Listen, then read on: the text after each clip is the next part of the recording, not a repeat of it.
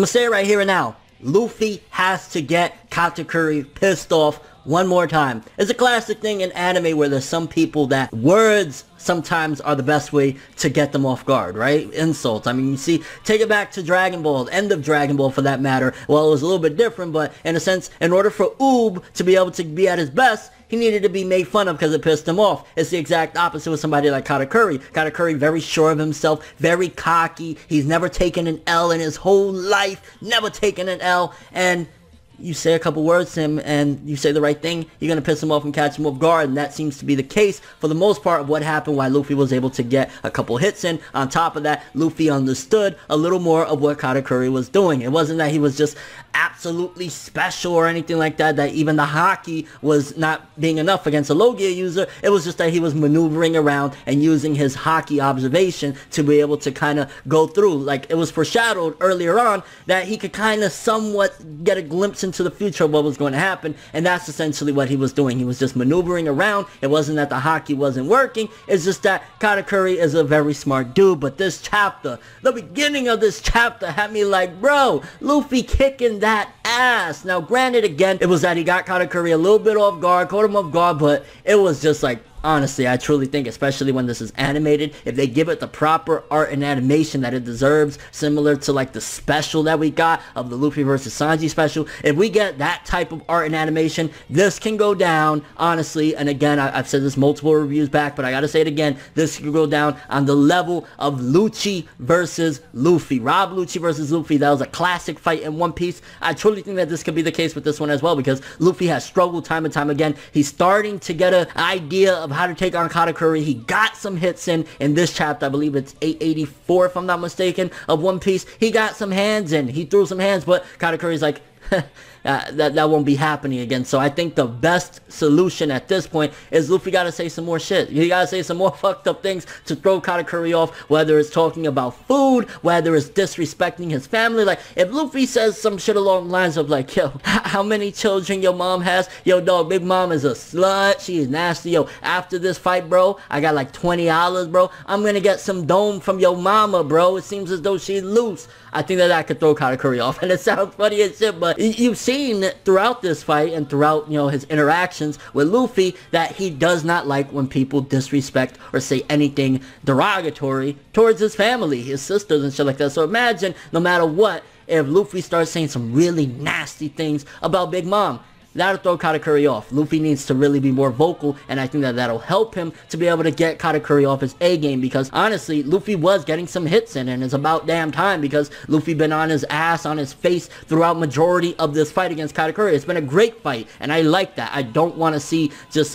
my hero kicks, you know, the bad guy's ass quick, it's done and over with. No, that's not what I want in my fight, and this fight has delivered the exact opposite, the good shit that I want to see, and then some, and I think that that's truly the keys to taking out Katakuri. Luffy got to be more vocal, and also this is good, if anything, of a training in a sense for Luffy. Now granted, this is a big fight, this is a big deal, this is one of the top people of a Yonko crew that Luffy is going up against, but I think that this is also great training for Luffy and his haki observation. In future fights now, he's, you know, studying this shit, and maybe he'll be able to emulate it or be able to surpass shit like this. So if somebody else is kind of capable of doing those things, Luffy will be one step ahead of them, because this is great training for Luffy. Now, I think that there's a possibility this could enhance his haki, and I think throughout this fight, he'll be able to learn similar to what Katakuri is doing and emulate it, and maybe that'll also help him take out Katakuri towards the end of this fight. But it's just been a great fight. It's honestly been top tier. I will argue that this is the best fight in New World, period. It's just been very strategic. It's been a struggle. Katakuri has been awesome. Obviously, he got caught slipping.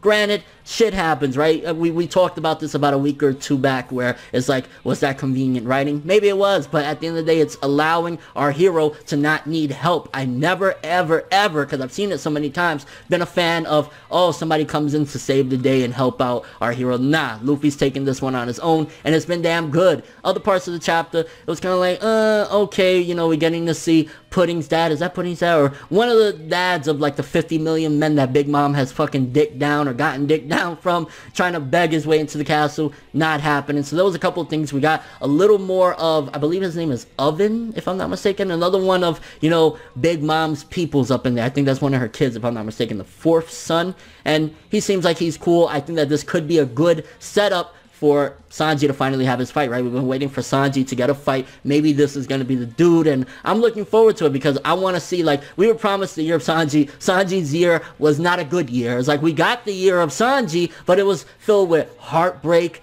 tears, you know, a breaking of a bond, him and Luffy going at it. Like, we had a year of Sanji. It wasn't a good year, though. But this time, I think that that could be the fight that he's about to have, and that's the setup that we're getting, because if I'm not mistaken, he's outside of the kitchen or the place where they're making this cake. Maybe Pudding's gonna bounce with the cake, Sanji stays behind to fight this dude, and we're gonna get a really classic and good fight, because he's, you know, lower on the totem pole compared to Katakuri, so that'll be enough to where, because obviously, I think it's clear as day that Sanji's below Luffy, but he's not that far below Luffy, so I think that this would be a great matchup. Maybe, we just gotta wait and see, but I think that that was the setup for the most part with this chapter of who Sanji's gonna have to fight within this arc. Couple other extra bits we got to see towards the end of how the Straw Hats are really getting away. A lot of it has to be with betrayal, because when you got a big crew like Big Mom, a very solid crew at that, you're gonna need other shit to happen. And we see Aladdin, I can't fucking remember her name, and I know her husband has a very similar name, but the chick that she's basically making all the slugs fall asleep,